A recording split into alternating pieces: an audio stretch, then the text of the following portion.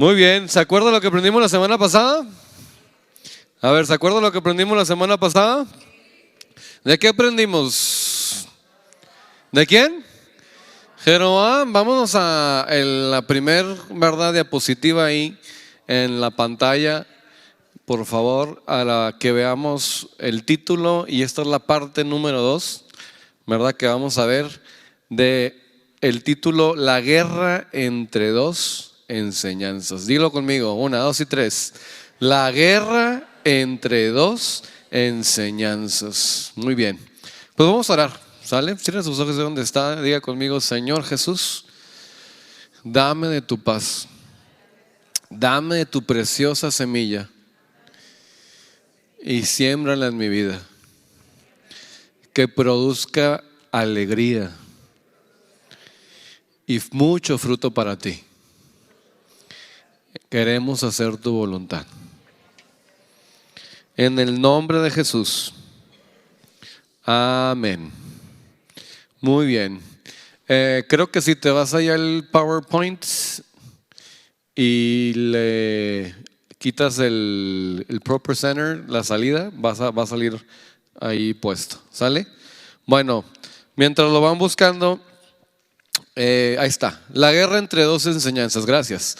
La guerra entre dos enseñanzas. Ahí vemos que esta guerra, la veíamos desde la semana pasada, se originó realmente entre los tiempos de los reyes, ¿no? De que veíamos que el reino de Israel, que viene representando el pueblo de Dios, ¿verdad?, vino a dividirse, como quien dice, en dos áreas.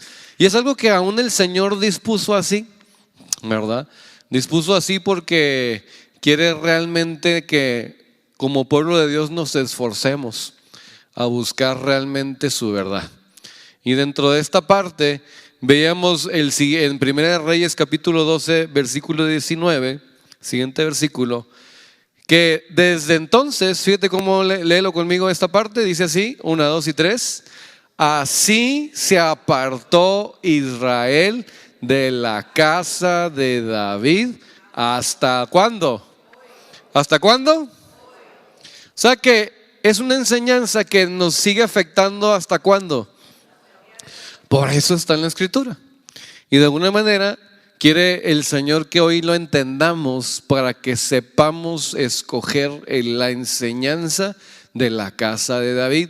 Porque aquí hay dos enseñanzas: el pueblo de Israel y la casa de David. ¿Estamos entendiendo? El pueblo de Israel viene representando a ese varón, a esa persona que tiene la capacidad, ¿verdad?, de poder crecer. Sin embargo, ¿verdad?, hay finalmente otra parte de que habla de la casa de David, de donde se le prometió a David que siempre iba a haber un rey de su linaje, de acuerdo de su sangre, ¿verdad? Y de ese rey pues viene Jesucristo. Del rey David viene Jesucristo.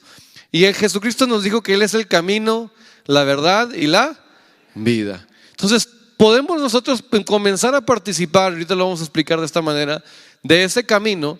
Y sin embargo, ¿qué pasa en el crecimiento de nosotros? Porque muchas veces como iglesia podemos nosotros comenzar ese camino. Y aquí me va a ayudar Kevin, lo iba a hacer yo, pero vamos a poder, no puedo hablar y agarrar un micrófono al mismo tiempo y subirme la escalera.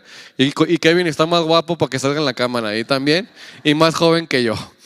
Así que todos comenzamos en un camino y empezamos. A lo mejor tú fuiste a un encuentro y dijiste: wow, yo quiero de Dios, acepto a Jesucristo en mi vida, quiero buscar esta área, voy a empezar este camino, ¿verdad? Y todos comenzamos ahí, ¿verdad? Tal vez viniste por primera vez a un estudio, viniste por primera vez a la congregación, o llevas tiempo que conociste a Dios, te apartaste un poco, regresaste encontraste Familias en Acción, pero de entonces comenzamos rudimentos, el curso de rudimentos, comenzamos a aprender las primeras enseñanzas. Y pasamos a rudimentos 2, al 3, llegamos hasta el 4, terminamos el curso de rudimentos. Y quiero que entiendan que aquí es donde hay una disyuntiva que tenemos nosotros que tomar. Ok, siguiente diapositiva, por favor. Y aquí es donde se encuentran estos dos caminos. Los dos comienzan de alguna manera, ¿verdad? Parecidos o de la misma manera. Sin embargo, ¿qué pasa en nuestro corazón y qué camino tomamos?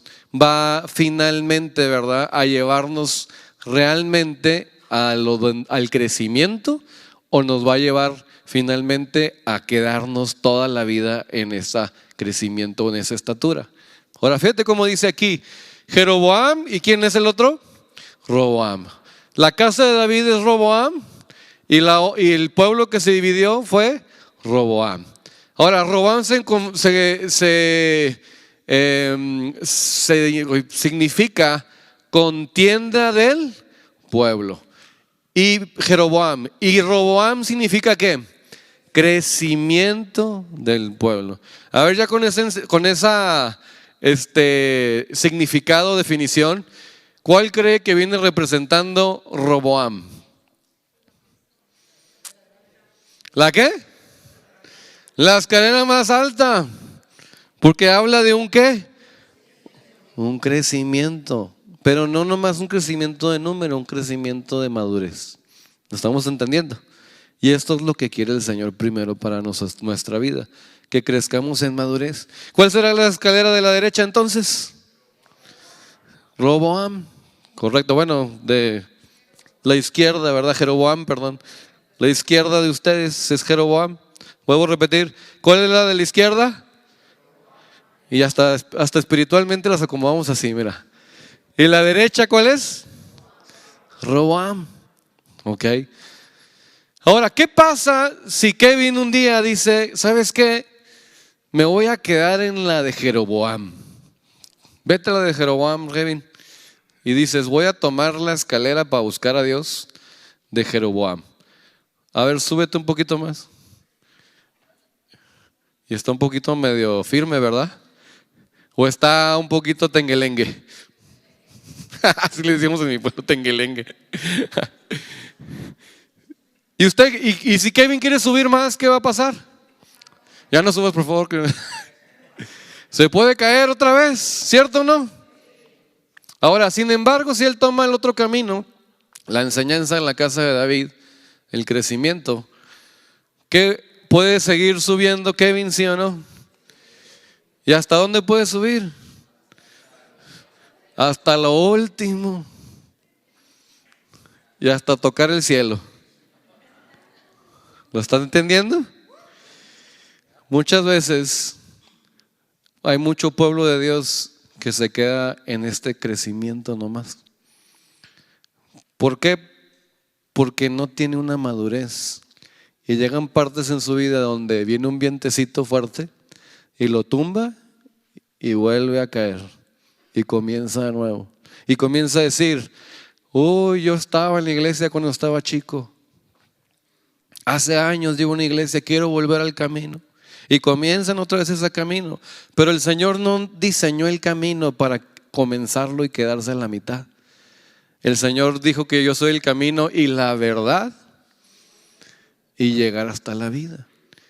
Porque para regresar a la casa del Padre, regresar a la Jerusalén celestial, ¿verdad? Hasta el cielo, como algunos le llaman, la idea es transitar por la verdad hasta la vida y la vida eterna. ¿Lo estamos entendiendo? Sin embargo, tenemos que nosotros seguir creciendo y elevándonos hasta que lleguemos hasta el final. ¿Quedó claro? Le damos un aplauso a Kevin.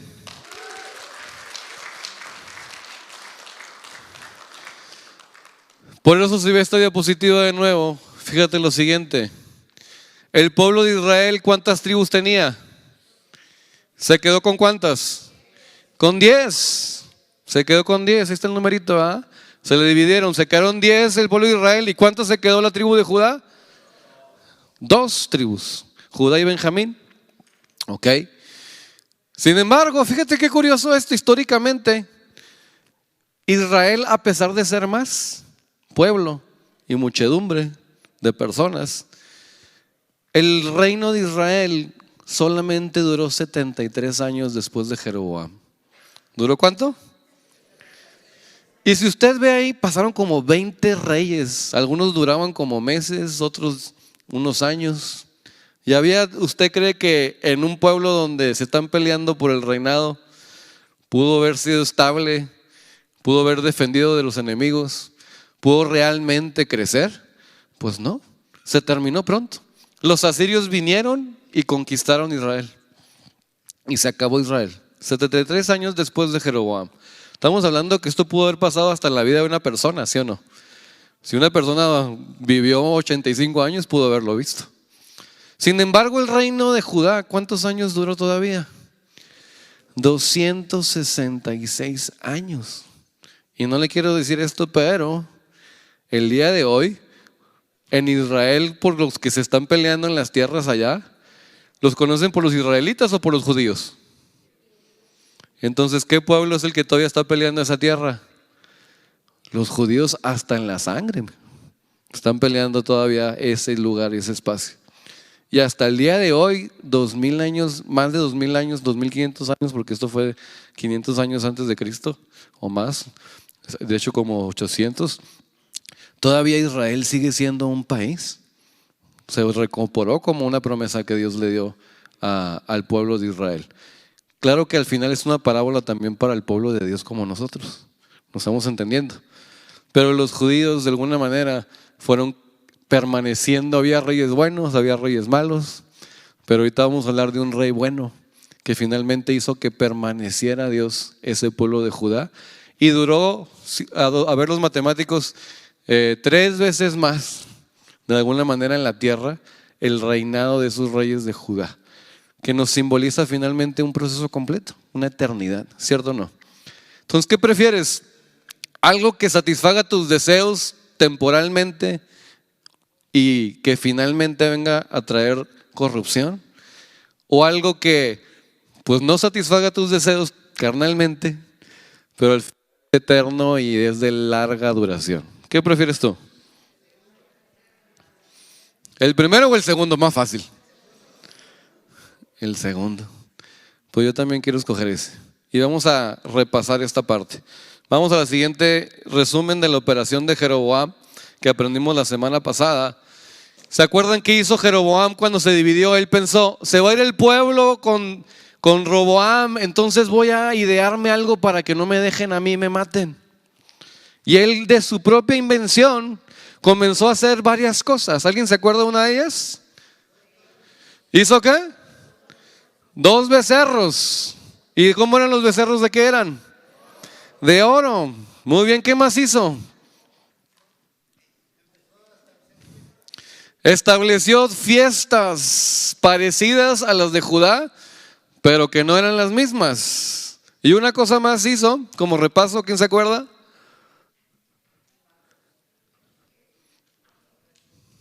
La vamos a poner ahí en la pantalla, pero me gusta hacerlo pensar, para que lo recuerde.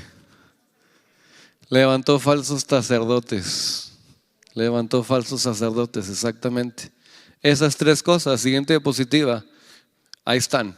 Operación de Jeroboam, y vamos a repasar qué significa un poquito rápidamente. Levantó 2 becerros de oro, entonces dijo, ¿sabes qué es? El pueblo se viera a adorar a Jerusalén, al templo, porque el templo estaba en Judá.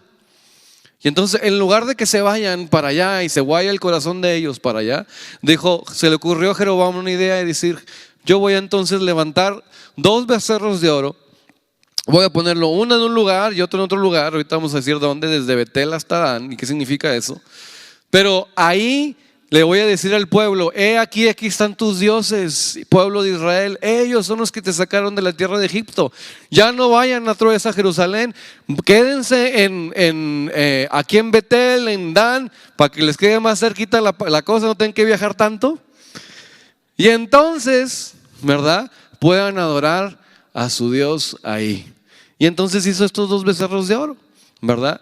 Y entonces el becerro es como un toro, ahorita decían toros, pero realmente una vaca, pero es de 2 años o menos. ¿Y qué toman los becerros entonces? Leche. Entonces, ¿qué nos está enseñando esto? Que él comienza a dar una enseñanza del comienzo, del principio, una leche. ¿Lo estamos entendiendo? Sin embargo, no lleva realmente un crecimiento más allá. Usted y yo sabemos que el día de hoy, si usted sigue tomando leche, usted nomás leche, pues no va a crecer, ¿verdad? Algunos hasta la lactosa, ¿no? Hasta problemas les traen. Y entonces de alguna manera nosotros tenemos que entender que la leche es para el pequeño, pero finalmente Dios quiere que sigamos nosotros creciendo y desarrollándonos. Y entonces Jeroboam nomás te da leche, te mantiene de una enseñanza básica. ¿De una enseñanza cómo? Pero también el hecho de que sea de oro, el oro es llamativo para el hombre, es valioso para el hombre. Hasta el día de hoy las grandes naciones buscan tener oro. ¿Y esto alimenta qué? La codicia del pueblo. ¿Alimenta la qué? El querer tener más. Entonces te empiezan a vender, como quien dice, una doctrina de la prosperidad, una enseñanza de buscar las señales, los milagros, pero no buscar el conocer realmente a Dios.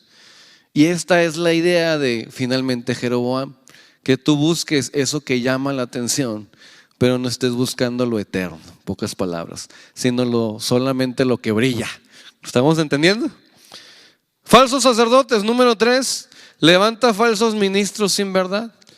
Y mire, hay mucha gente, le decía la semana pasada, que me han llegado personas a decir: oye, me habló un profeta de allá de Colombia y que me dijo que me divorciara de mi esposo. Y hay gente que se pone títulos de profetas, se pone títulos de apóstoles, títulos de maestros, llámese de pastores también, ¿verdad? De todos los 5 ministerios, de los ministros que Dios realmente estableció y constituyó desde el principio. Sin embargo, ¿son cómo? Son falsos. Y Jesús mismo dijo: guardaos de los falsos profetas, ¿por sus qué? Frutos los conocerás. Entonces debemos de entender que no todo aquel que diga yo vengo de Dios, realmente es de quién, de Dios, sino que debemos nosotros de escuchar qué es lo que dice la palabra de Dios y conocer la verdad de Dios para no poder ser nosotros engañados en ese proceso. ¿Queda claro? Y por último, número 4, hace fiestas como falsas, participa de una falsa ¿qué? Adoración. ¿Y a qué me refiero con esto? De que pueden tener un servicio el domingo, pueden tener hasta 3 servicios, lo estamos entendiendo. Incluso en una ocasión nos comentaba uno de nuestros maestros, bueno, Antonio Zuno, nos comentaba que un día Dios le dijo: ve a Argentina, no me acuerdo, un pueblo de Centroamérica, de Sudamérica, y había una iglesia gigantesca, dice, que 24 horas tenían servicios. Y dice que llegó ahí y que el Señor le dijo a él: tú no vienes para las masas, dice, tú vienes nomás por una persona, le dijo. Esa persona yo te he mandado. Dice que se subió, dio la enseñanza y al final como que no les gustó la enseñanza que dio, pero al final la que estaba organizando ahí, una de las que estaba organizando ahí, se acerca detrás de bastidores y le dice: me llegó mucho lo que estabas enseñando. Y entonces el Señor le dijo: esa es la persona por la que vienes. Y yo me quedé impresionado, dije: wow, qué tremendo es Dios, que realmente Dios prefiere a una persona que está cimentada en la verdad, que tiene un corazón en cuyo no hay engaño, que 1000 personas, cientos de personas que solamente aparentan ser algo que no es. Y pueden hacer servicios, y pueden hacer cultos, y pueden hacer eventos, pero su corazón realmente no está buscando agradar a Dios. ¿Está entendiendo? Yo siempre le pongo el ejemplo, estábamos en Tijuana, les explicaba este ejemplo. ¿Qué tal si usted es dueño de un huerto? ¿Ok? Ya se hizo arrendatario, ¿sale? Y entonces tiene usted 100 árboles, pero ninguno da buen fruto. Se lo dan feo, choro, amargo, ¿verdad? Ya en mi tierra, en Sonora, están las naranjas. Imagínate, tiene 100 naranjas, pero son ácidas. ¿Ok? Y no se pueden vender. Pero usted, el de enseguida, tiene 10 árboles de naranjas y todas dan buen fruto. ¿Cuál preferiría usted ser?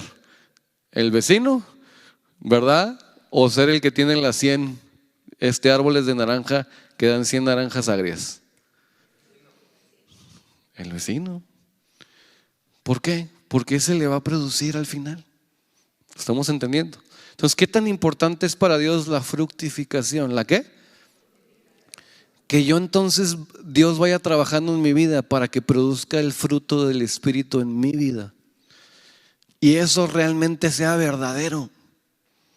Que eso sea algo que impacte no solamente en mi vida, sino mi generación por completo, como fue la tribu de Judá. Pero ¿qué quisiera usted? ¿Venir a la iglesia y que sus hijos dejaran de ir a la iglesia después? ¿Y ustedes pasaron un buen tiempo? ¿O prefieren venir a la congregación, buscar disciplinar su vida, que lo vean en su casa y que sus hijos puedan decir: la vida de papá fue honrada, la vida de mamá fue honesta, yo siempre los vi arreglar sus problemas con paz, yo los vi como personas que tenían gozo en su vida, yo los vi como personas mansas, yo los vi personas que tenían dominio propio en su vida? Y ese es el reino de Dios. ¿Preferirían entonces que sea solamente un ratito o que sea algo que se vaya por sus generaciones? Y yo creo que todos buscamos eso, pero requiere en mí y en usted que realmente demos un paso a salirnos de la operación de Jeroboam. Porque mientras esté Jeroboam operando en nuestras vidas, solamente vamos a hacer por un ratito y no vamos a hacer para la eternidad. ¿Queda claro? Que no busquemos más que las señales. No digo que sean malas. Dios hace milagros, Dios hace maravillas, Dios ha hecho muchas maravillas en mi vida. Sin embargo, va más allá, va el buscar conocer su verdad. ¿Queda claro? Bueno, siguiente diapositiva. Fíjate cómo dice, aquí lo estoy agregando. Ahorita Rubén hablaba de algo. ¿Se acuerdan del tabernáculo? Decía. ¿Cuántas partes tenía? ¿Cuáles son? Atrio, lugar santo, lugar santísimo. Hemos aprendido a lo largo del tiempo que los que están fuera del tabernáculo, completamente ni en el atrio, pues están sin ley, no conocen la Biblia, no conocen la palabra de Dios. Pero cuando usted comienza a acercarse a Dios, comienza entonces a estar bajo la ley. Y entonces comienza un proceso de conocer lo que es el pecado, ¿verdad? ¿Qué le conviene, qué le agrada a Dios, ¿verdad? Etcétera. Sin embargo, la idea no es que usted vea y diga: híjole, soy un adúltero, ni modo, pues soy adúltero, ya me quedé así. Sino que usted siga avanzando dentro del camino. ¿Estamos entendiendo? Y en ese camino, pues ahí entra Jesucristo. Jesucristo quiso llevar siempre al pueblo judío del atrio adentro en su presencia. Por eso leía ahorita a Rubén: acercaos, ¿verdad?, al camino vivo y abierto a través del velo. Dice, ya están los dos velos. Y él decía: ustedes entren más. Jesucristo vino a abrirnos ese camino, ¿verdad? Vino a que avanzáramos en ese camino. Y ahí empieza el camino en el lugar santo y nos va llevando hacia dónde. Ahí lo puse. A la verdad, finalmente, para llegar hasta dónde. Hasta la vida, correctamente. Ahora, ¿dónde opera Jeroboam ahí? No fuera del atrio, ¿verdad? No en el atrio, sino fíjese dónde puede realmente engañar todavía a un pueblo que está buscando a Jesús, dentro del pueblo de Jesucristo. En el camino comienza. ¿Cómo sabemos eso? Porque puso el becerro de oro primero, y puse dos cuadritos amarillos. El primer becerro de oro lo puso en Betel, que significa luz. ¿Y la luz qué representa? ¿Hemos aprendido? Entonces, desde el comienzo de la enseñanza, ahí está el primer becerro de oro. ¿Estamos entendiendo? Sin embargo, está hasta Dan, puso el otro en Dan. Y Dan significa juez. Un juez tiene la capacidad de hacer ¿qué? Hacer juicio. ¿Hacer qué? Y entonces, desde el principio de la enseñanza hasta que alguien llegue en su madurez, y hemos aprendido que de alguna manera dentro de los ministerios, 5 ministerios, la elevación más alta es llegar a ser ¿qué? Juez. Y un juez es el que puede llevar de la muerte a la vida a alguien. ¿De dónde? De la muerte a la vida. Cuando usted lee en la Biblia hacer juicio, eso es hacer juicio. Que usted lleve a una persona que está en la muerte, llevarla hasta dónde? Hasta la vida. Eso es hacer juicio realmente para Dios. Y la base está en Juan 5, si lo quiere leer, del 12 en adelante. Bueno, hasta el 21. 20 o 23 por ahí. Pero de alguna manera aquí viene la parte. Jeroboam opera cuando ya estamos en el camino. Por eso le ponía el ejemplo de las escaleras. Usted puede comenzar. Sin embargo, de repente usted se va a tener que encontrar con algo llamado la verdad. ¿La qué? Y la verdad a veces duele, ¿sí o no? ¿Sí o no? ¿Alguna vez Dios le ha dicho algo de verdad que estaba mal en su vida y hasta le trajo pesadillas? Hay gente que me ha dicho, oye, soñé que en mi pasado, como en mi generación. Mira, hace poco se me acercó una persona y me decía, soñé que estaba en la casa de mi abuela, de mis padres, y traía ciertas cosas y de repente caí en un hoyo. Muchas veces cuando el Señor nos da sueños en nuestros antepasados, tenemos que checar si a lo mejor ahí hay una iniquidad. Y a veces Dios te va a revelar iniquidades en tu vida y te va a enseñar, hey, en tu vida hay ira, hay enojo. Y una vez me encontré con esa verdad en mi vida y se les he platicado, ¿no? Y cuando encuentra esa verdad, uno lo primero que quiere hacer es taparse como Adán, ¿no? Esconderse de Dios y decir, no estoy enojado. No me enojé, nomás alcé la voz. Es que me hiciste enojar, pero no soy enojón. Y la verdad a veces es difícil aceptarla, ¿sí o no? Pero cuando nos ponemos a analizar nuestras actitudes y nuestras obras, nos podemos dar cuenta realmente a veces que delante de la verdad nos falta quitar cosas en nuestra vida y cambiarlas, ¿sí o no? Ahora, fíjate, siguiente diapositiva, por favor. La idea es que yo reciba la verdad y de alguna manera pueda entonces traer una libertad, ¿no? Según yo estaba ahí, pero va a estar más adelante. Así que vamos a leer 2 Timoteo 4:1. Fíjate cómo Pablo le dice a Timoteo en el capítulo 4, y voy a leer los primeros dos. Primero dice, te encarezco delante de Dios y del Señor Jesucristo, le dice, ¿que qué? Que juzgará ¿a quiénes? A los vivos y a los muertos. Entonces aquí hay un entendimiento, que todos de alguna manera vamos a venir de la muerte a la vida a través de Él, o nos vamos a quedar en la muerte, o regresar a la muerte. ¿Estamos entendiendo? Espiritualmente hablando. Ahora, en su manifestación y en su ¿qué? Y en su reino. Siguiente versículo 2. Y le dice Pablo a Timoteo, que prediques la palabra, que instes a tiempo y fuera de tiempo, redarguye, reprende, exhorta con toda ¿qué? Paciencia y doctrina. Ahora, ve las primeras palabras. Redarguye es convence, reprende es regaña, corrige. ¿A quién le gusta la corrección? En la carne, ¿a quién le gusta la corrección? ¿A quién le ha entendido que le debe de gustar la corrección en el espíritu? Bueno, pues diferente, ¿no? Pero dice, reprende con toda doctrina. ¿Por qué? Dice el versículo 3, siguiente, que sigue. Porque vendrá tiempo, ¿qué dice? Cuando no sufrirán la ¿qué? La sana doctrina, la sana enseñanza, sino la enseñanza de Jeroboam. ¿Estamos entendiendo? Sino que teniendo comezón de ¿qué? Como que les va a dar rasquera escuchar la verdad. Se amontonarán ¿qué? Maestros, falsos sacerdotes que se levantan, ¿verdad? Conforme a sus propias ¿qué? Concupiscencias, deseos, la codicia del hombre, la avaricia del hombre. ¿Está viendo la operación de Jeroboam ahí? Que sin embargo, fíjate que dice en el 4 y el último, de ahí de Timoteo, y apartarán ¿de dónde? ¿De qué?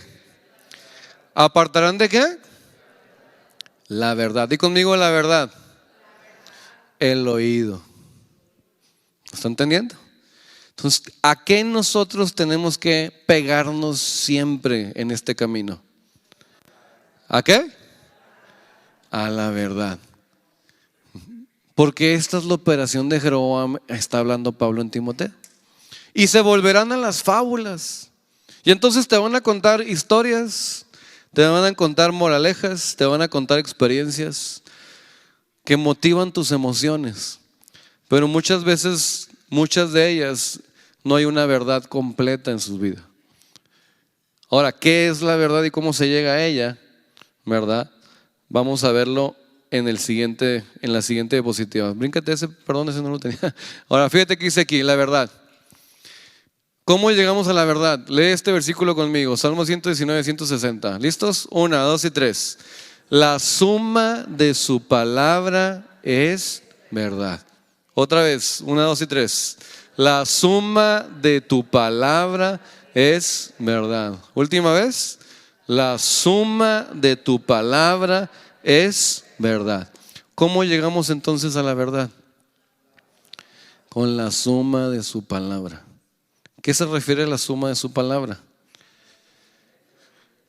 Un día yo leo un versículo que me habla, vamos al mismo tema del enojo. Y entonces me lo comienzan a enseñar, o lo escucho hoy como domingo. Y yo digo, ¡ouch! La esperanza del impío es su enojo. Proverbios 11:23. Mas el justo no detiene su mano y da. Entonces yo empiezo a leer, yo escucho ese versículo, esa enseñanza y digo, antes de venir al servicio me vine enojado. Y entonces yo tengo que desechar el enojo. Entonces usted comienza a leer la Biblia y se comienza a meter a la palabra. Y se encuentra otra vez con Eclesiastés, últimos versículos, el 11. Es más, ¿alguien tiene Eclesiastés ahí en su Biblia? Capítulo 11. ¿Qué dicen los últimos 2 versículos? ¿Quién tiene Biblia? Eclesiastés capítulo 11. Últimos 2 versículos. ¿Quién dijo yo? Levánteme su mano el que lo tenga. El 11. El 11, los últimos 2 versículos. ¿Cuáles son? Ok, consejos para la juventud. ¿Alguien lo tiene ya en su Biblia? A ver. Alégrate, joven, en tu juventud, y tome placer tu corazón en los días de tu adolescencia, y anda en los caminos de tu corazón y en la vista de tus ojos, pero sabe que sobre todas estas cosas te juzgará Dios. Quita pues de tu corazón el enojo y aparta de tu carne el mal, porque la adolescencia y la juventud son vanidad. Wow. ¿Qué está diciendo? Si tú eres un joven, todavía un adolescente espiritualmente, y te quedas como joven o adolescente espiritualmente, ¿por qué? Porque no quisiste quitar el enojo de tu vida. A lo mejor dejaste las drogas, a lo mejor dejaste el adulterio, a lo mejor dejaste los pecados en el cuerpo, pero hay pecados en el alma que el Señor también quiere que limpies. Y pudimos crecer tal vez de niños a adolescentes a jóvenes, pero está diciendo el versículo que si yo me quedo con el enojo, todavía voy a hacer ¿qué? Vanidad. ¿Va a ser qué? Porque la juventud es vanidad. Entonces por eso dice, aparta tu corazón ¿de qué? Del enojo. ¿Estamos entendiendo? Y si yo digo, ¿sabes qué? Me voy a dejar de estar escondiendo bajo que estoy bien, y digo, voy a quitar el enojo de mi vida, aunque he avanzado bastante. Señor, perdóname, quita el enojo de mi vida, limpia mi corazón de eso, ayúdame, ¿verdad? Entonces se comienza a formular una verdad, y esa verdad llega un momento que cuando yo me enojo, entonces comienzo a recordar otro versículo que dice que el hombre que tiene cordura sosiega la ira, ¿verdad? La ira el hombre que tiene sabiduría va a calmar la ira. Y entonces con la sabiduría que tengo, comienzo yo entonces a no dejar que el enojo se señoree de mí. Y entonces ya tengo una verdad que me trae una ¿qué? Libertad. ¿Está quedando claro? Y ese es un proceso de cómo la suma de su palabra, un versículo aquí, otro versículo allá, otro versículo que voy meditando, se convierte entonces en una ¿qué? Y esa verdad entonces me trae una libertad y me desliga de esa atadura del enojo. ¿Quedó claro? Pero requiere la palabra de Dios.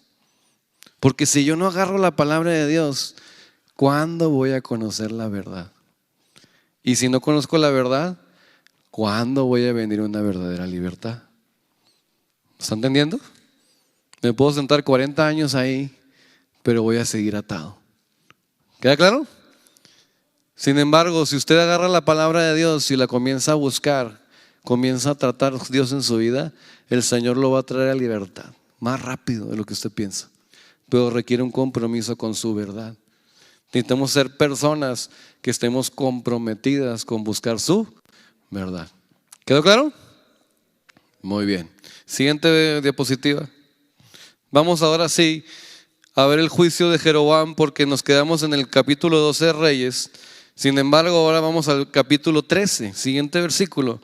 Dios entonces establece para todo aquel que está buscando la verdad un juicio sobre Jeroboam. Y este es el juicio. Fíjate que dice aquí, el versículo número 1 dice: he aquí un ¿qué? ¿Un qué? Léalo amarillo más fuerte, 1, 2 y 3. Un varón de Dios, por palabra de Jehová, vino ¿de dónde? De Judá. ¿A dónde? Donde se encontraba el primer altar. ¿Se acuerda? Del becerro de oro. Y estando Jeroboam junto al altar para quemar incienso, versículo número 2. Antes de eso, varón de Dios. ¿Qué significa la palabra varón de Dios?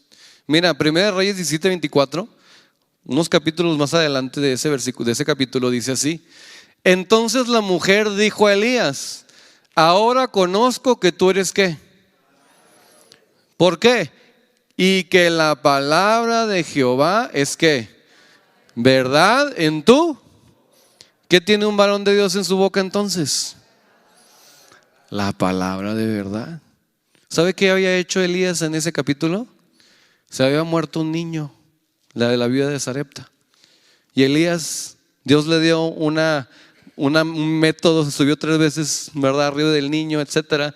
Y finalmente el niño resucitó. Y entonces Elías trajo de muerte a la vida a un niño. ¿Me está entendiendo? ¿Por qué pudo hacer eso? Porque tenía ¿qué? La verdad. Era un varón de Dios. ¿Cuántos quieren ser varones de Dios? Mire, que el Señor te utilice para traer vida a otros es un gran regalo. Pero tenemos que seguir creciendo con la verdad. Siguiente diapositiva. Entonces viene este varón de Dios y en el versículo 2 dice así: aquel clamó contra el altar por la palabra de Jehová y dijo: altar, altar, así ha dicho Jehová, he aquí que a la casa de David nacerá un hijo llamado ¿cómo? ¿Cómo? El cual sacrificará sobre ti, o sea, sobre el altar, a los sacerdotes de los lugares altos que queman sobre ti incienso. Y fíjate, subrayé la última parte porque voy a hacer una referencia a ello.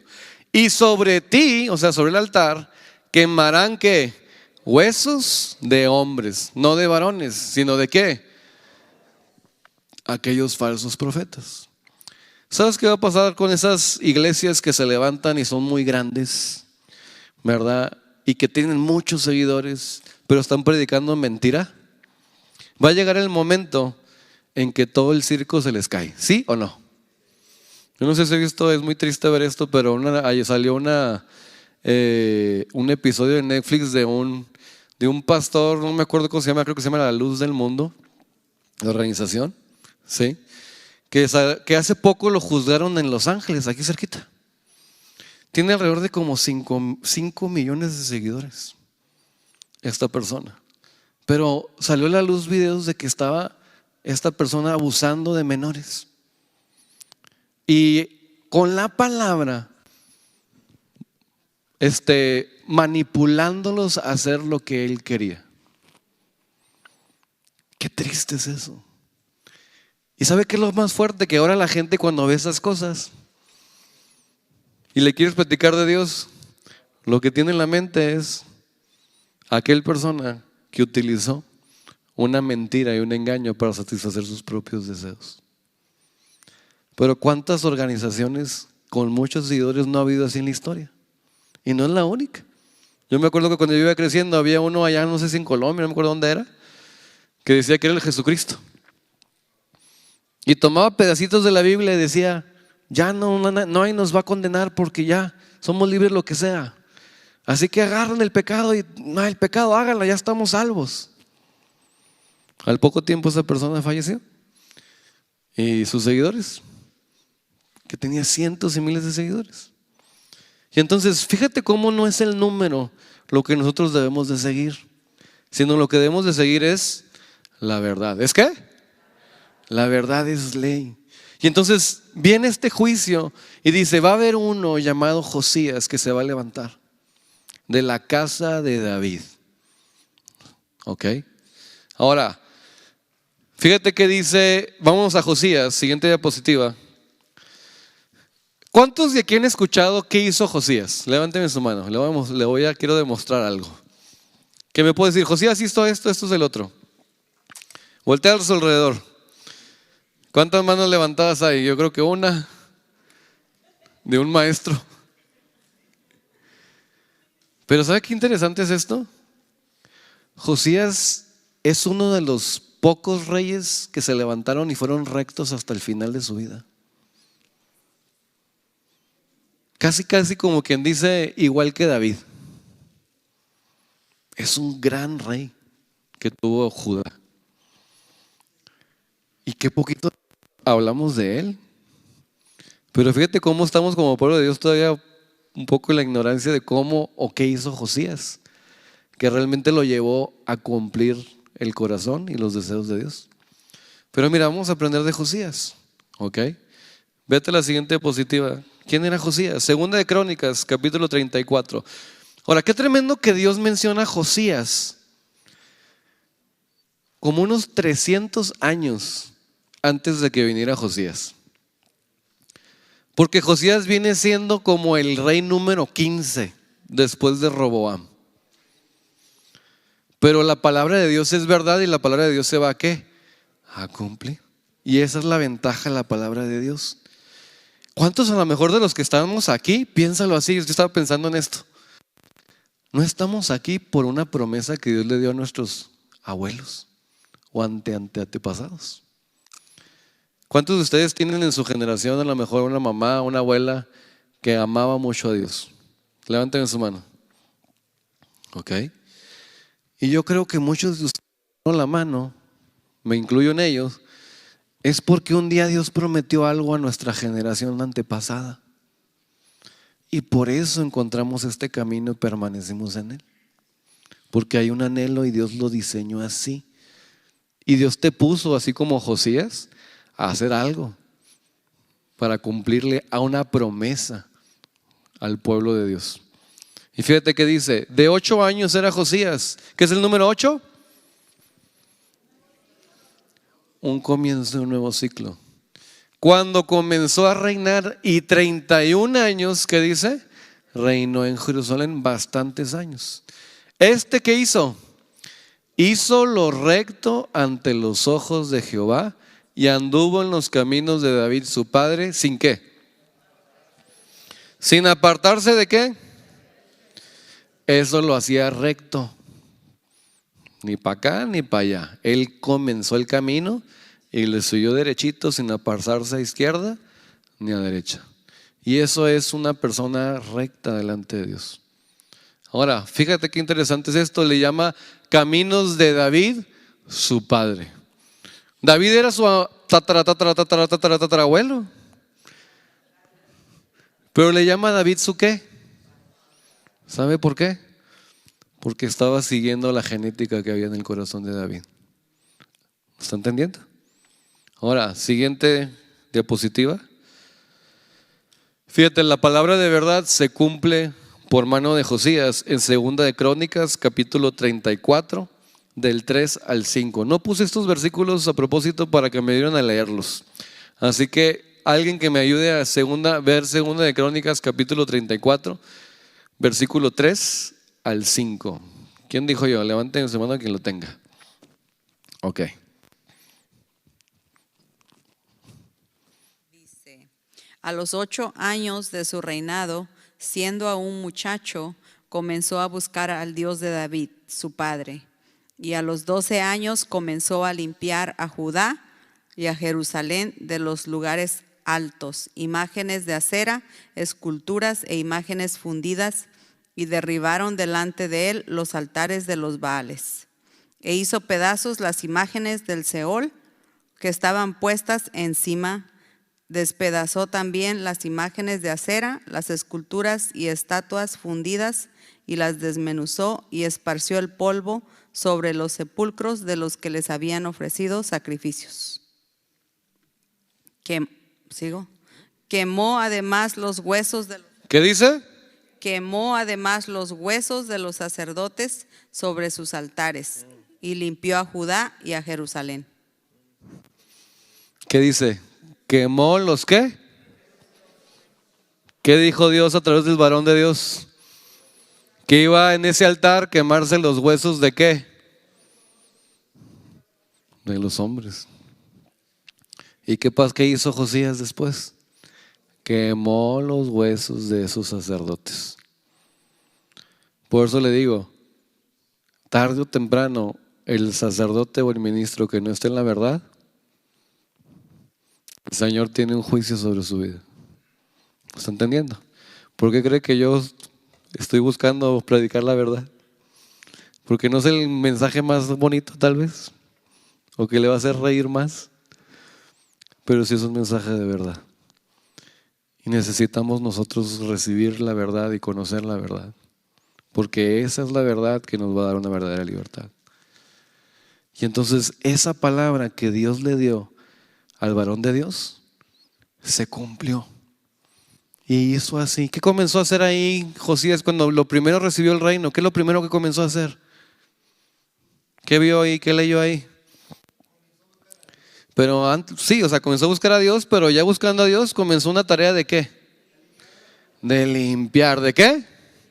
¿De qué? ¿Qué es lo que usted tiene que hacer entonces? ¿Y a quién le gusta limpiar?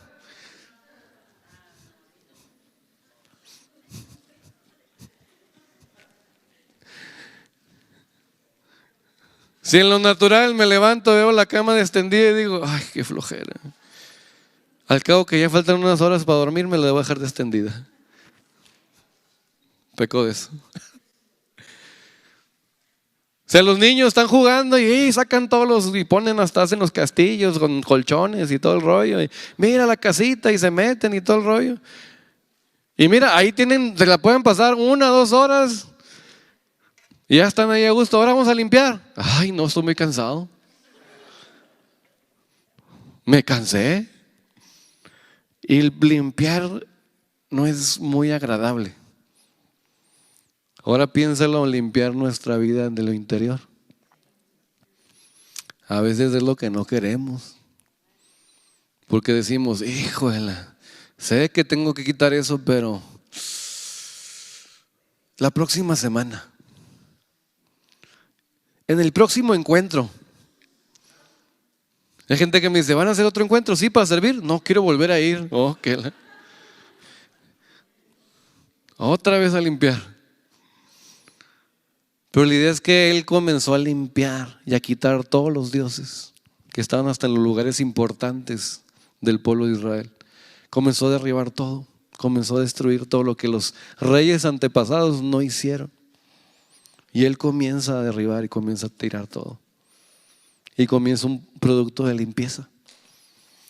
Esa es la primera tarea que tenemos que hacer cuando entramos al camino. La verdad nos va a ¿qué? Limpiar. Y les he comentado, hay gente que me ha leído la Biblia y dice, pastor, me da miedo leer la Biblia porque es que me aparece ahí como que me está viendo mi vida.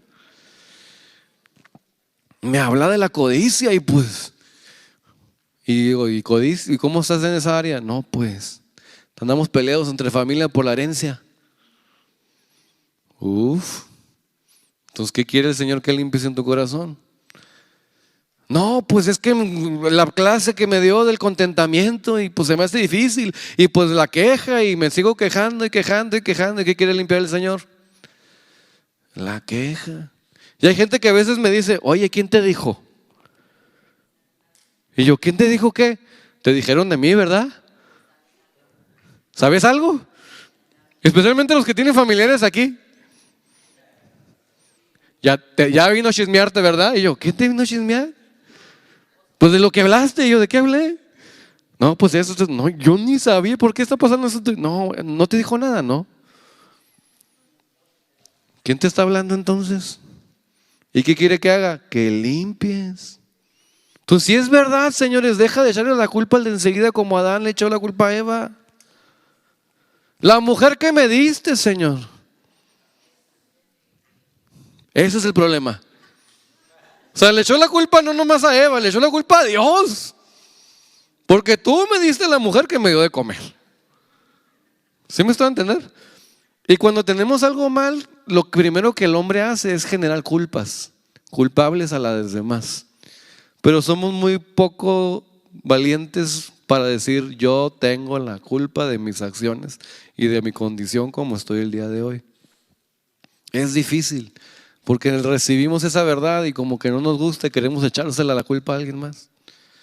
Y entonces la idea es que yo crea en la verdad, pero si la recibo y me humillo delante de Dios y le digo, perdóname Dios, ayúdame, límpiame, yo fui el culpable. Yo soy el que tiene que cambiar. El Señor te va a traer una libertad. El Señor te va a cambiar. ¿Y qué, sabes qué es lo más hermoso? No nomás a ti, a tu generación. Y qué hermoso es eso. ¿Valdrá la pena entonces exhibir la culpa si voy a ver el bien por mi generación? Yo sí creo que sí.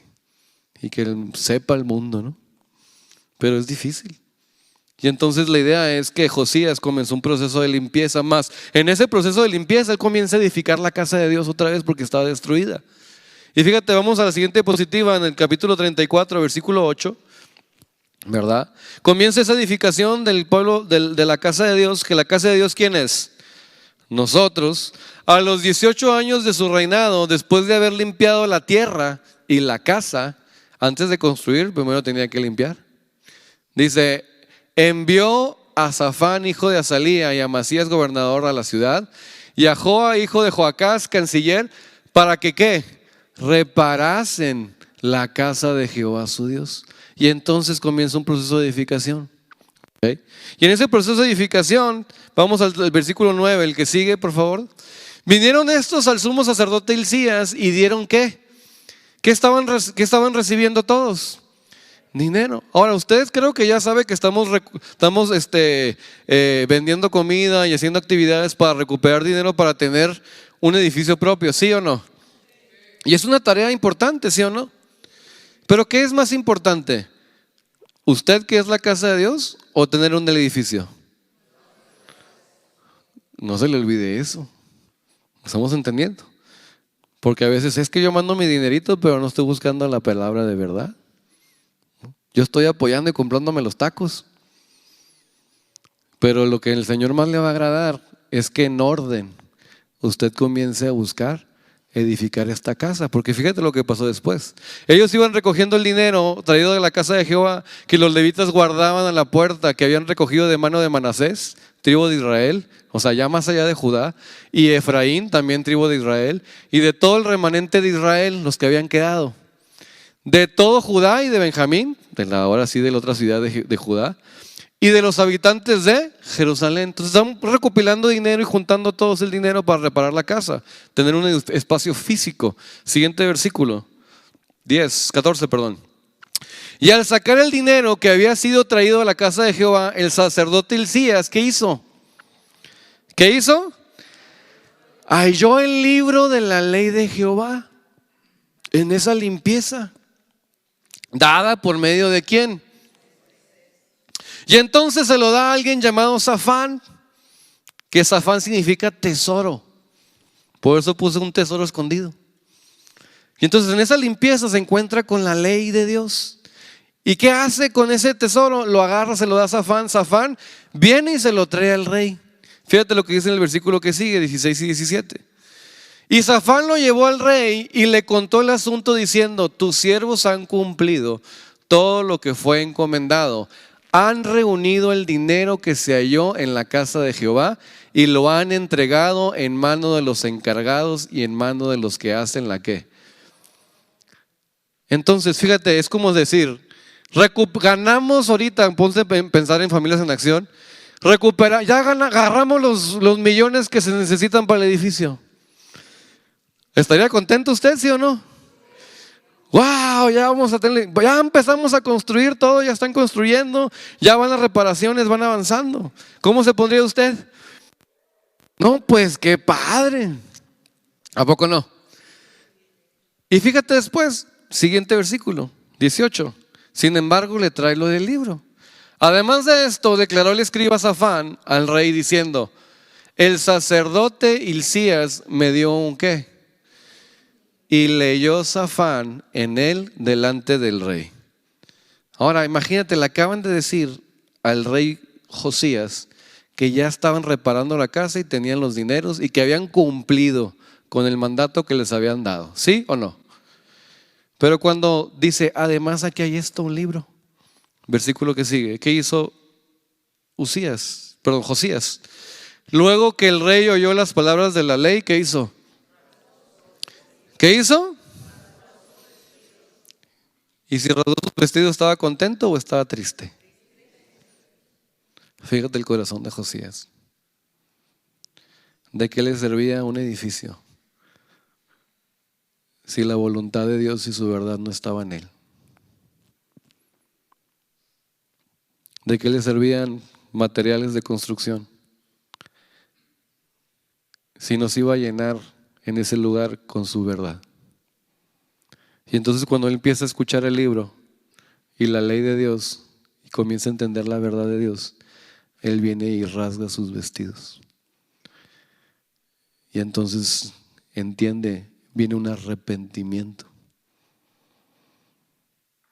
Fíjese cómo Josías es la parte contraria de Jeroboam. ¿Qué está buscando más Josías? ¿Los tesoros, el becerro de oro o la verdad de Dios? ¿Qué está poniendo por enfrente? La verdad de Dios. Esa es la casa que debemos edificar.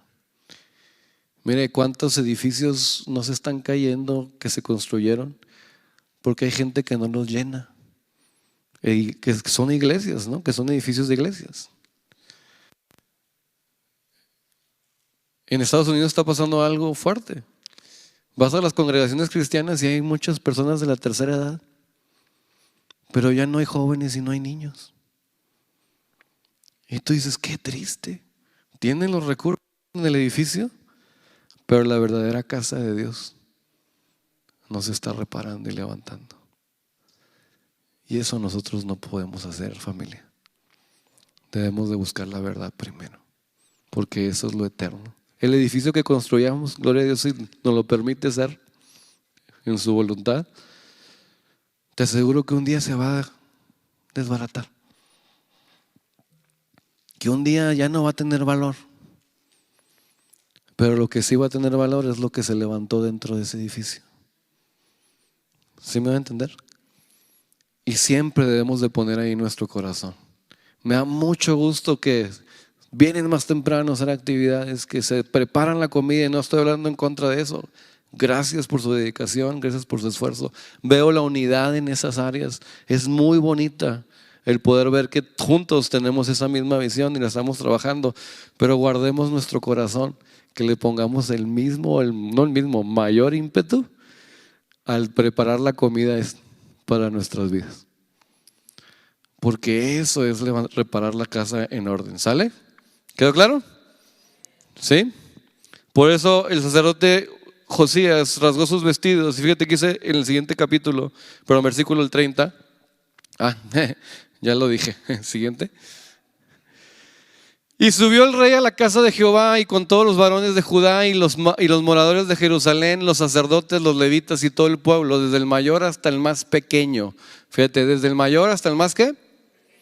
Y leyó a oídos de ellos todas las palabras del libro del pacto que había sido hallada en la casa de Jehová. ¿Se lo hizo participante a los grandes nomás? A todos. 31. Y subió, y estando el rey de pie en su sitio, hizo delante de Jehová ¿qué? Un pacto. Él se comprometió con Dios de caminar en pos de Jehová y de guardar sus ¿qué? Mandamientos, sus testimonios y sus estatutos con todo su corazón y con toda su alma, poniendo por obra las palabras del pacto que estaban escritas en aquel libro. Wow. Él hizo el compromiso, no con la gente. Hizo el compromiso ¿con quién? Voy a buscar tus mandamientos, voy a guardar tus testamentos, los voy a aprender, los voy a guardar en mi corazón, pero los voy a poner por obra también. Y eso hizo uno de los reyes más exitosos que hubo en el tiempo de Judá. Decidió buscar eso. ¿Me entiende? Vamos a cerrar con la historia, con el juicio de Jeroboam. Siguiente diapositiva, por favor. La siguiente. Entonces viene el varón de Dios y le dice: aquel mismo día una señal diciendo: esta es la señal de que Jehová ha hablado, y he aquí que el altar se quebrará, y la ceniza que sobre él está se va a ¿qué? Derramar. Esa era la señal, que se iba a quebrar, que iba a venir Josías. Ahora, versículo que sigue, 4. Cuando el rey Jeroboam oyó la palabra del varón de Dios, mira, en el momento que lo oyó, ¿qué pasó? Que había clamado contra el altar de Betel, extendiendo su mano del altar, dijo, ¿qué dijo? Prendedle. Entonces Jeroboam en ese altar señaló al varón de Dios, ¿verdad? Y le dijo, prendedle. ¿Y qué pasó en ese momento? Siguiente parte del versículo. Mas la mano que había extendido contra él, ¿qué pasó? Se le secó y no la pudo ¿qué? Ahí había un varón de Dios. Y entonces, ¿qué es la mano?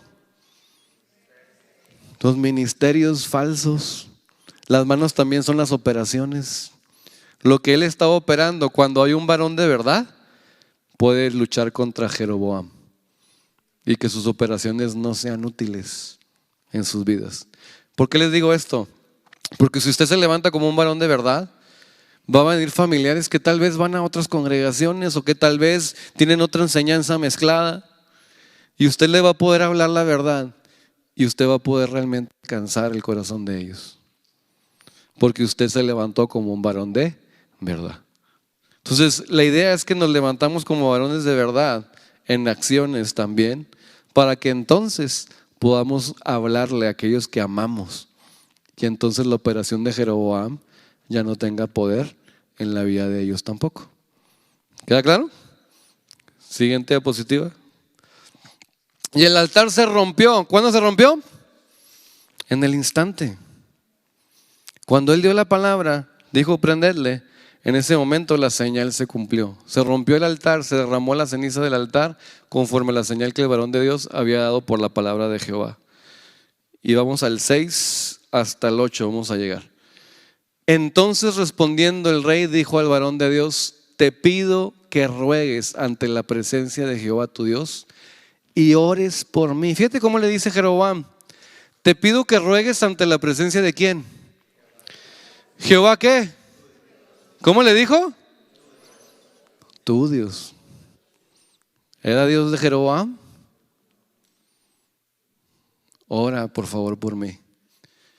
Y entonces, ¿qué pasa? Para que mi mano sea restaurada. Y el varón de Dios, ¿qué hizo?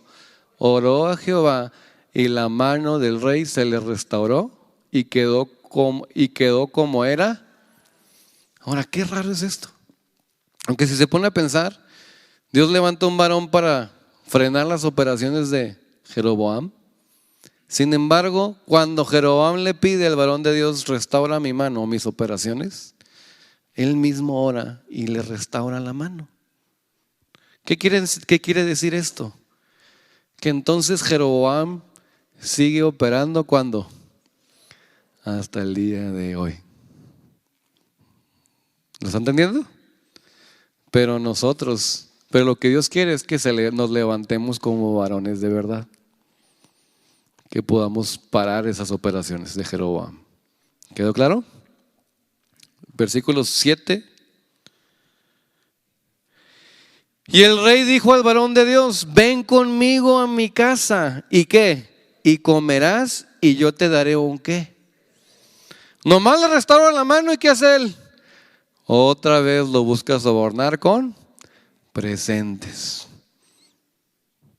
Te voy a dar esto. ¿Qué hace el varón de Dios en el 8? Pero el varón de Dios dijo al rey: aunque me dieras la mitad de tu casa, no iría contigo, ni comería pan, ni bebería agua en este lugar. Pasa el equipo de alabanza.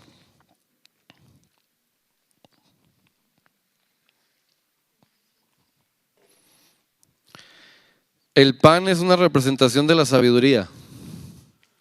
El agua es una representación de la inteligencia. La sabiduría y la voz de Dios y la inteligencia. Pero ¿hay una sabiduría terrenal, sí o no? ¿Cuál cree que tiene Jeroboam? ¿La terrenal o la celestial? Entonces, ¿qué está diciendo el varón de Dios? Aunque me des toda la sabiduría de esta tierra, aunque me des tu voz, yo no voy a seguir tu camino, ni voy a ir hasta donde estás, porque no vas a llegar hasta donde yo quiero llegar. Y hubo un entendimiento en el varón de Dios. Y entonces él se frena y él dice: no voy a seguir tu camino. Ponte de pie donde estás.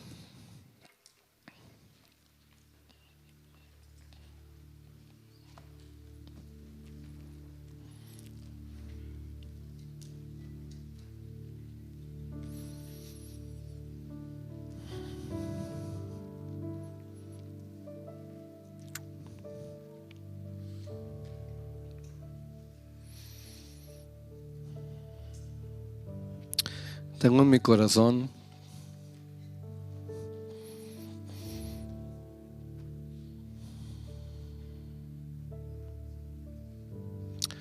primero contarles algo de mi vida.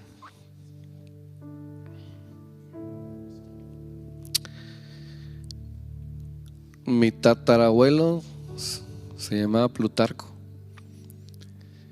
Y él un día se encontró la palabra de Dios. Y a lo que me comentan, ¿verdad? Mis abuelos, buscó a Dios. Y en su manera, en tiempos de la revolución, todavía antes de la revolución, él empezó a buscar a Dios en México. Me nacieron hijos, ¿verdad? Y después de nietos es mi bisabuela, mamá Evita le decíamos. Es la que vivió por 100 años. Y ella me tocó a mí conocerla. Y yo cuando iba a verla, siempre íbamos con la familia a visitarla, cuando estábamos ahí en Hermosillo. Incluso Camila estaba muy chiquita y le tenían los brazos y llegaba con ella. Ella estaba, siempre tenía unos audífonos que yo no podía leer, pero estaba escuchando radio cristiana. Y entonces agarraba a mi hija y decía: ella es Camila, ¿verdad? Y yo: sí. Tiene 8 meses, ¿verdad? Y yo: sí. Estaba orando por ella. Y yo decía: wow, qué padre tener una bisabuela que ore por ti. Pero le confieso algo. Este año que pasó, Dios me dio una palabra y nos comienza a decir a mí y a mi mamá: Javín, es tiempo de hablarle la verdad a tu familia. Y le digo algo: aunque todos están en congregaciones o de alguna manera asisten a una congregación esporádicamente, la realidad es que todavía en sus vidas no hay rectitud. A pesar de ser una descendencia que conoció a Dios en sus antepasados. Porque fíjese, después de Josías, lamentablemente se olvidaron de Dios de nuevo, y es cuando vino Babilonia y quedó destruida Judá también. ¿Y por qué le digo esto? Porque a mí me ha pesado mucho mi familia.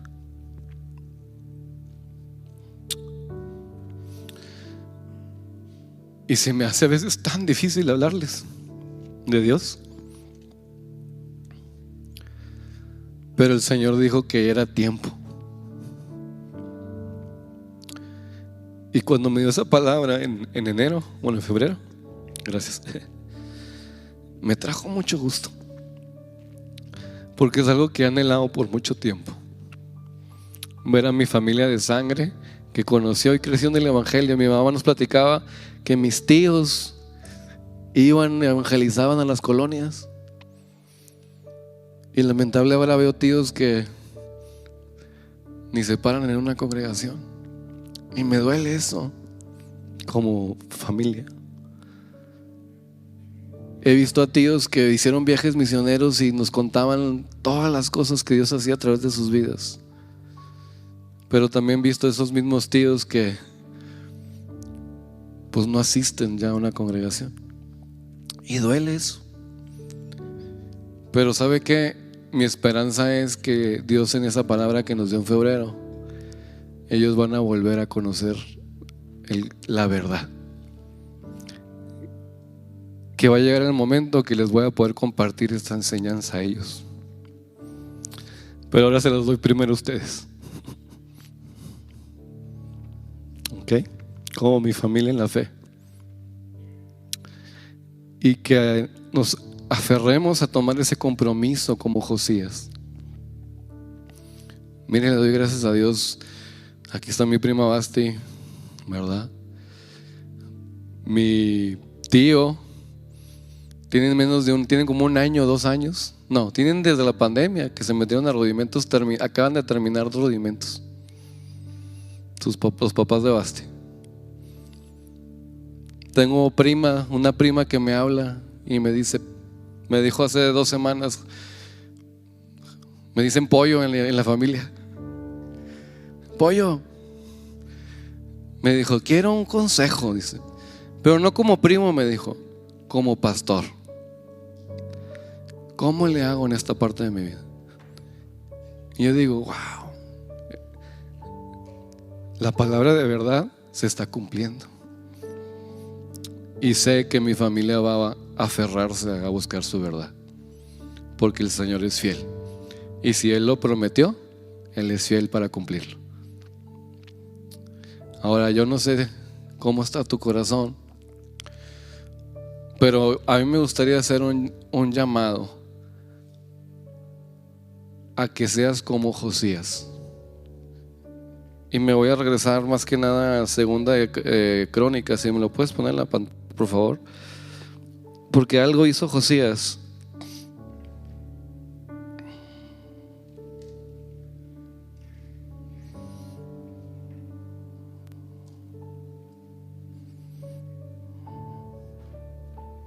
El 31, por favor. Segunda de Crónicas 34-31. Está diapositivas atrás, si lo puedes buscar, porfa. Me gustaría que cerráramos este tiempo haciendo lo que Josías hizo. Ok. Segunda de Crónicas 34-31. Gracias. Fíjate, estando el rey en pie en su sitio, hizo delante de Jehová, ¿qué hizo? Un pacto. Hizo un acuerdo, un compromiso con Dios. Él personalmente con Dios. ¿Y cuál era el compromiso? ¿Verdad? De caminar en paz de Jehová y de guardar sus mandamientos, sus testimonios y sus estatutos con todo su corazón y con toda su alma, poniendo por obra las palabras del pacto que estaban escritas en aquel libro. Bueno, si tú eres como Josías, hagamos este pacto juntos, ¿le parece? ¿Sí? Hacemos este pacto que Josías hizo con Dios, ¿lo hacemos nosotros también?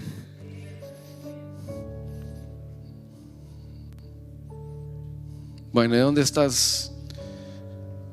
Dile al Señor,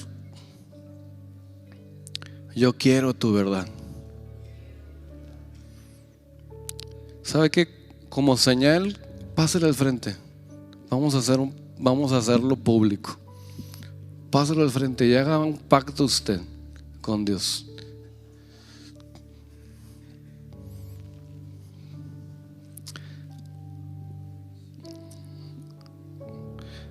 Pero le vuelvo a decir, solo si su corazón está dispuesto a hacer este compromiso. Solo si su corazón está dispuesto a hacer este compromiso. Va a requerir trabajo. Va a haber momentos difíciles, va a haber momentos donde sus emociones no le van a querer dejar. Va a haber lugar donde va a tener que sembrar con lágrimas, pero con regocijo va a cegar. No se deje guiar por sus emociones. Guíese por la verdad, el Espíritu que nos guía a toda verdad. Y ahí tú dile a Dios en tus ojos y con tus propias palabras, dile: Señor, yo quiero hacer un pacto contigo. En tus propias palabras, porque es tu pacto con Él. Es tu compromiso con Él. Es tu compromiso con Él. Con lágrimas se siembra, familia, pero se recoge con regocijo. Andando y llorando irá el que siembra la preciosa semilla. Andando y llorando irá el que siembra la preciosa semilla, pero volverá a casa con sus gavillas llenas, con mucho fruto más allá de uno mismo. Y muchas veces la verdad va a doler. Querer hacer cambios va a doler. Enfrentarse a la palabra, buscar la palabra va a doler.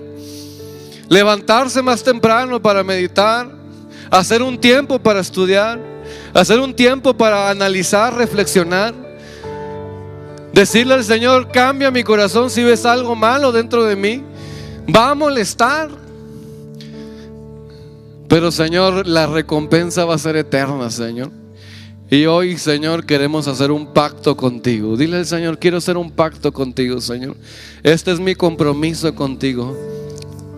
Mi compromiso, Señor, de caminar en pos de ti, Señor. Y de no nomás caminar en este camino, sino buscar tu verdad, Señor. Buscar tu palabra, Señor, hasta que me des esa verdad. Permanecer en tu palabra para conocer la verdad, Señor. Permanecer en tus palabras, Jesucristo, en tu enseñanza, Jesucristo. No ser, Señor, cristianos de temporadas. No ser cristianos, Señor, buscando solamente las señales.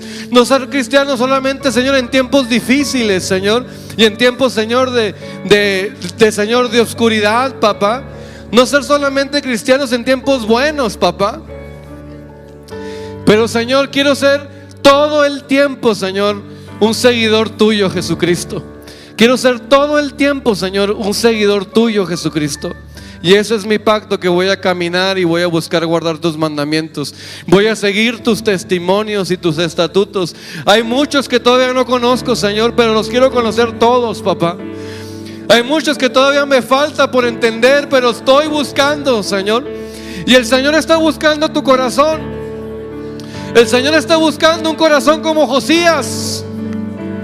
El Señor está buscando reyes como Josías, que aunque no habían logrado, rasgó sus vestiduras y dijo: me falta, Señor. No había conocido que me faltaba esto. Pensé que ya había llegado, pensé que había cumplido, pensé que ya lo había hecho, Señor. Pero tú me enseñas cosas más, Señor, y no voy a cansarme, Señor, de seguir creciendo hasta la estatura del varón perfecto, Señor. No voy a cansarme, Señor, hasta seguir elevándome, Señor, espiritualmente. No voy a cansarme, Señor, y seguir subiendo hasta donde tú quieres que yo llegue, Señor. Porque tú me llamaste, Señor, a hacer mucho más. Y, Señor, hoy, Señor, pongo ese pacto en mi corazón. Y, Señor, te quiero seguir de todo corazón. Dile a Dios: te voy a buscar con todo mi corazón. Te voy a amar con todo mi corazón. Te voy a amar con todas mis fuerzas. Díselo al Señor. Hazlo con tus palabras, séllalo con tus palabras. Díselo a Dios. No es suficiente ya pensarlo. Es el hecho de que vienen tiempos donde vamos a tener que tener la verdad en nuestra boca, donde vamos a tener que hablar lo que va en contra de lo que el mundo dice, contra las corrientes de este mundo. Pero es tiempo de hablar, iglesia, la verdad, porque hay mucha gente que sí tiene hambre y sed de justicia. Hay mucha gente que sí tiene hambre y sed de justicia. Hay mucha gente que sí anhela salir de la oscuridad y quiere la vida. Y tenemos que presentarle. Y por eso, Señor, yo decido amarte con todas mis fuerzas, con toda mi mente, con todo mi ser, con todo mi entendimiento, Señor, con toda mi alma, Señor, poniendo por obra las palabras de este pacto, Señor, que tú has escrito, Señor, que le diste a esos grandes hombres de fe, Señor. Por eso hoy, Señor, yo declaro, yo creo y yo me comprometo a hacer ese pacto de buscar tu palabra, Señor, y encontrarte en medio de ellas, Señor, encontrar tu verdad. Haz ese compromiso con Dios tú. Haz ese compromiso con Dios tú. Dile a Dios, me comprometo. Díselo al Señor, me comprometo. Más fuerte, me comprometo a buscarte, a buscar tu palabra y ponerla por obra con todo mi corazón, con toda mi alma, con todas mis fuerzas, con toda mi mente. Me comprometo, Señor, y de enseñarla a mi próxima generación. Sí, Señor. Conoceréis la verdad y la verdad os hará libres, el Señor.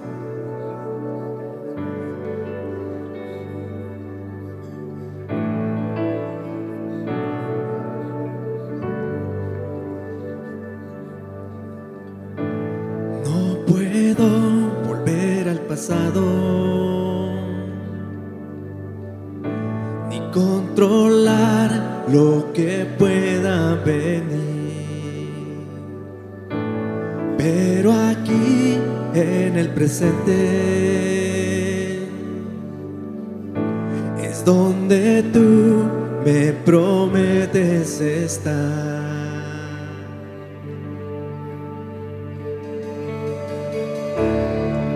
No puedo más si tú no estás. Ven y encuéntrame otra vez. Todo en mí te anhela a ti. Ven y encuéntrame otra vez.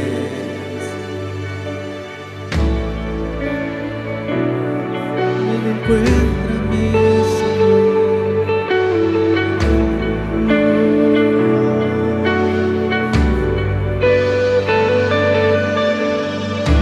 Mientras camine por el valle, tu amor apaga todo temor.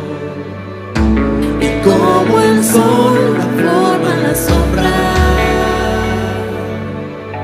tu gloria brilla en mi debilidad. Vamos a decirle al Señor, no puedo más.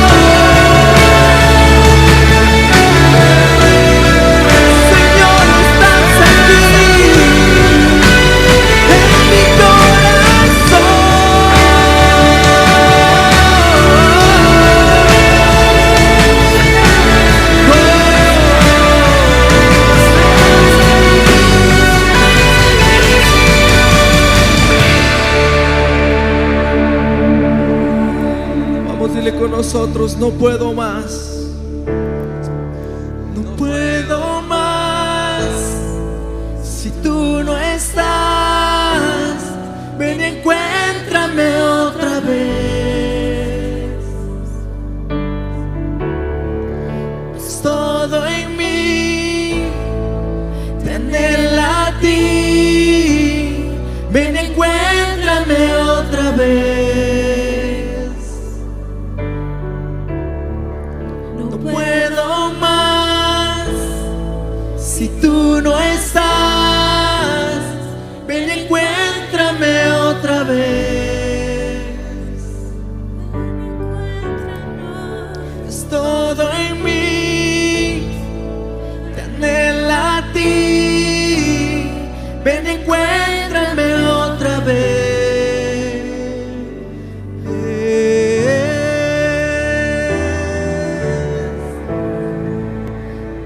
Ven y encuéntrame otra vez, Señor, y muéstrame la verdad, el camino de verdad, la palabra de verdad, Señor.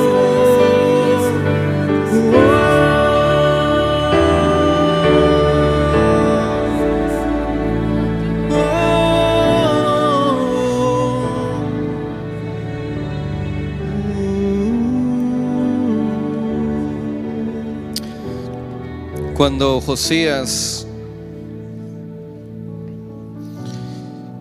encontró este libro y ese pacto,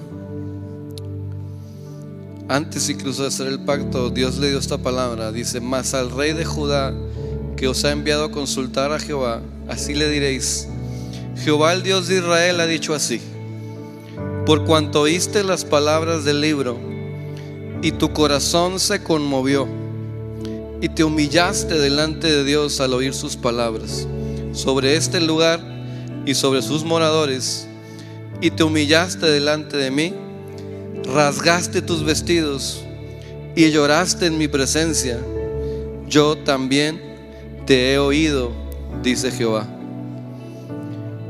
Y da esta palabra a la congregación, a todo aquel que tiene este corazón: porque como la altura de los cielos sobre la tierra, engrandeció su misericordia sobre los que le temen. Cuanto está lejos el oriente del occidente, hizo alejar de nosotros nuestras rebeliones. Como el Padre se compadece de los hijos, se compadece Jehová de los que le temen. Señor, recibimos esta palabra, Señor. Gracias, papá, por compadecerte de nosotros. Señor, guíanos en todo el proceso. Queremos llegar a tu casa, a nuestra casa. Queremos llegar de regreso contigo, papá. Sigue guiándonos y enseñando a los enemigos que tenemos que enfrentar en el camino, porque tú estás levantando en este próximo año, como lo dijiste, varones de Dios, varones de verdad. Porque habrá una tarea que hacer, Señor, próximamente, de llevar esa verdad, Señor, a los familiares, a las amistades, a nuestros vecinos.